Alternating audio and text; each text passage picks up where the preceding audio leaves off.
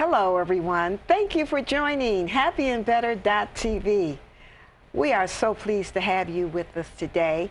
And as promised, and thank you for the emails reminding me that we had promised, we're talking about relationships. How is yours? Do you think you could get any hints or tips to improve your relationship? Well, let's find out. We have a couple here today that have been married a few years. Flo and Paul, thank you so much for joining us today on Happy and Better.TV. How long have you guys been married? 66 years. 66 years. Beautiful. Good for you. I'm so proud. How did you meet? How did we meet? We just met by accident. Someone dropped her off at my house. I happened to be home alone by myself, and someone dropped her off, thinking she was supposed to meet a friend of hers there. And her friend wasn't there, so I went up to open the door, and this lady pops in. This pretty lady standing there. Yeah, so, you know, it was just, we just fell easy together. Which, you know, was very, it was never a sexual thing. It was just a very friendly situation. And I invited her down the basement to play pool with me, and we just continued going on. We went on for 3 years. Beautiful. And finally she dragged me to a priest or a rabbi. He said, "You're going to have to get married with me. You've been going 3 years, and that's a long time for me." But so she took me in. We got a couple of friends went with us as a best man, best lady, and that was our first time around. And what it was he had just gotten out of service. He was in the Air Corps, and the war was just over. It was in the 40s, and he was released from service. I was dropped off at his house, which was a big house on 6 Mile on the golf course. Oh, a mansion practically. He lived in a big mansion on the golf course and 6 Mile Road. And my friend, I didn't drive, my friend's mother said, "My daughter Barbara is there at the Rappaport's home. She's a friend of his sister, Fritzy. So you'll find your girlfriend there." I came to play with my girlfriend, Barbara, and she was at his house. Well, it so happened, I knocked on the door, nobody answered. I pushed the door, and a big Doberman Pinscher met me at the door. And I wasn't afraid of dogs, so I went, "Hi," and I petted the dog, and he jumped up and licked me.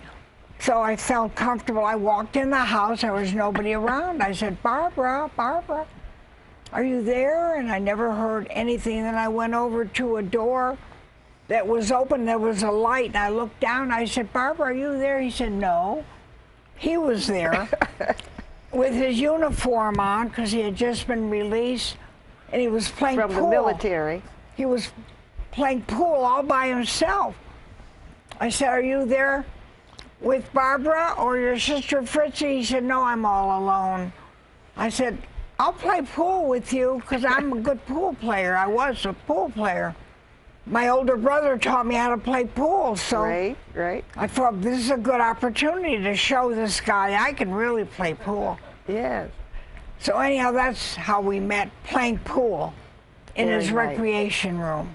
Very important. You meet and start playing. We met in a very good environment. It was his home. Unfortunately, his father had just passed less than a year before, and he was released from the Air Corps because his father had passed away. He got honorary release, and he was very lonely. Very sad because he lost his father and he was out of the, you know, group. And I was I brought energy into this boy, a lot of energy. I was very energetic. I always worked. And it seemed that he was always comfortable when he was in my company. Very nice. Otherwise, he was sad. And I I hung around him because I could make him happy, and I thought, isn't that what the woman's supposed to do? It's Make nice the when man it can feel happen. happy. Yes, and then usually smart men, once they're happy, they make the woman feel happy. I didn't mind being It's called communication. second banana because I never liked the spotlight. In fact, when I went to school, grade school, when we had the auditorium, my job was pulling the curtain. And I loved pulling the curtain. The plays, school plays. And then my buddy was like me. He was very shy. And I didn't know that he put him on the stage. And Don't go too far. You have a mic. You got to sit down. They got the Well, camera on you. Yeah. and my buddy was like me, so I would pull the curtain, and he would stand on the stage, and everybody would turn him like that. And I said, well, what's your job, Fred? He says, I'm a door. And every time they come in, so that was him and I. But that was our little bit of show business at that time. Very, very nice. Now, Paul, did you propose, or did Flo truly say to you, it's time to get married? We've been friends for 3 years. He was very, I'll talk over him, but he was very non-committal. Okay. He was very shy. Paul and I are the antithesis of each other. I'm gung-ho, let's do it, and he's very shy. When Paul says no, we say go, because he's so shy, he's afraid to jump into things and do it, and I like the surprise of doing things. So that seemed to amuse him, but I thought, I'll test him. He was always in the background when I was out on a date.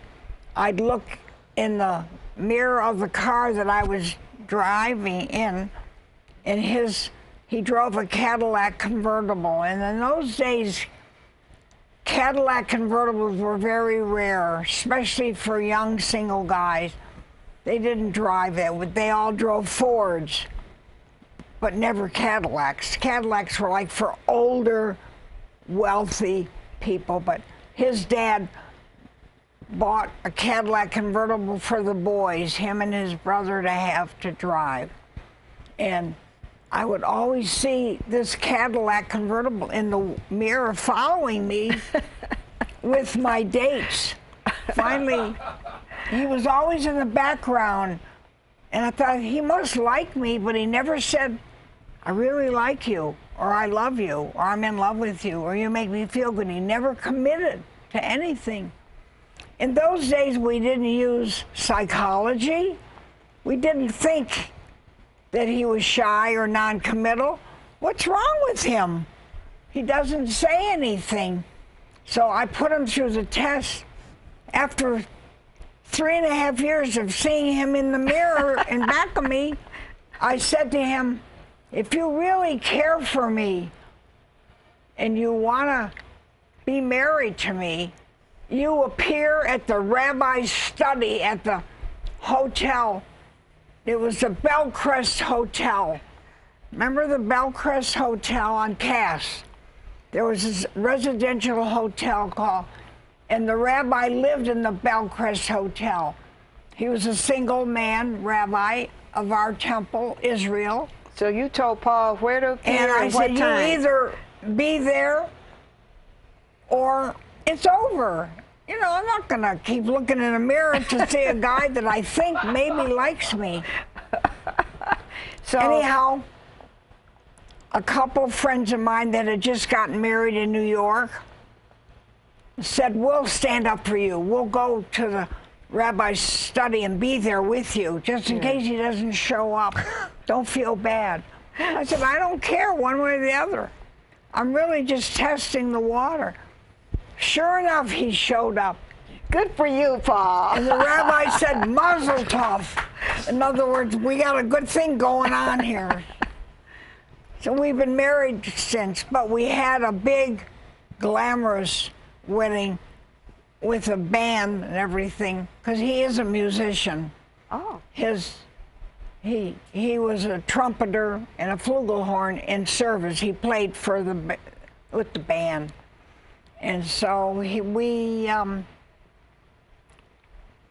Well, Paul, were you trying to get to the rabbi's office as soon as you could? Were you on roller skates getting there, trying to were you shy about it? Did you run to be there? You What know, were you I thinking? don't know that she might have given me something to drink. Because I went along with everything, and I didn't know it till I woke up. He never thought that any suggestion. He never thought that any suggestion was wrong. It was fine, okay. And so, I think I wanted a man I could lead around. Really, that's my nature. Yeah, you're a leader. I'm a leader. Yeah. And I wanted to help him. I wanted him to be happy all the time. And that's key. And I made it evident that whatever made him happy is what I wanted to do. Very nice. And so it's a long story, much longer than you would want to hear on television. Let me ask you a question. You had some good times. You had became friends. You had gotten to know each other for over 3 years. Did you ever have any adversity through the 66 years? And how did you handle adversity? Bad luck?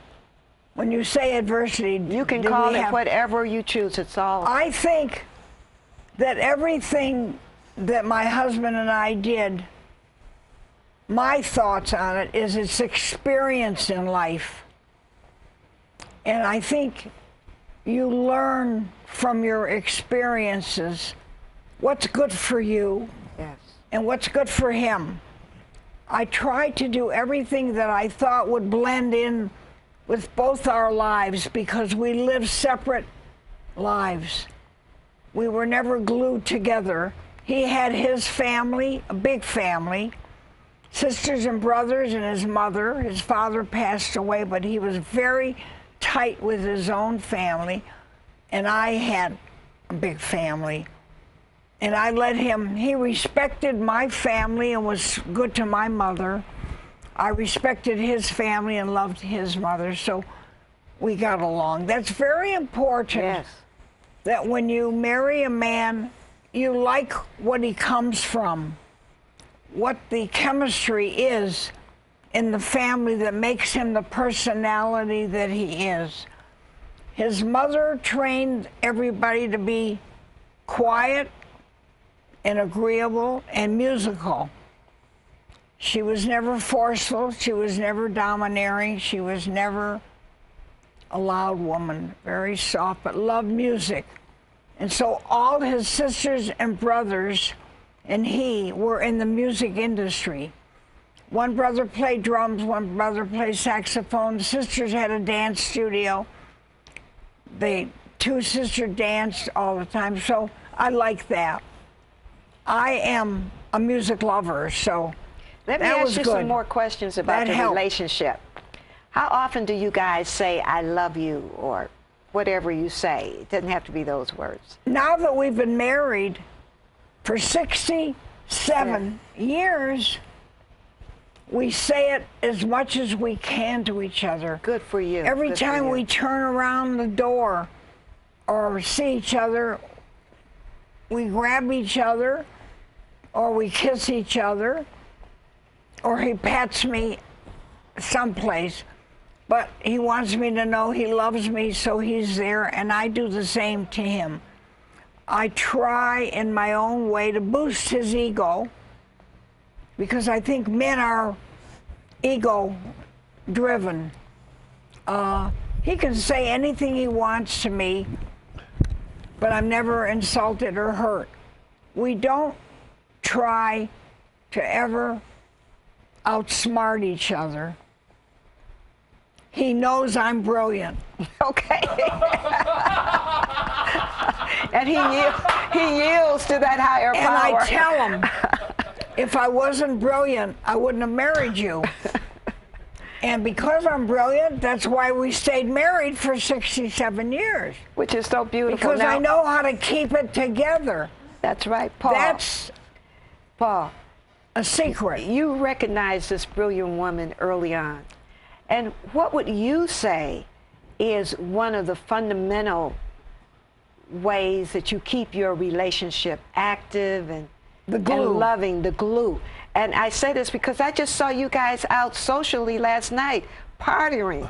You know, I had to come home and go to bed, but you guys were out, still out. How do you keep it together? What do you think the glue has been? Well, first of all, we give each other a lot of room. She does what she wants whenever she feels like it, and then I do it. And we never either question each other where we're going or what we're doing. And we have full trust in each other. And I guess we've done that all our lives. You know, we gave each other a lot of room.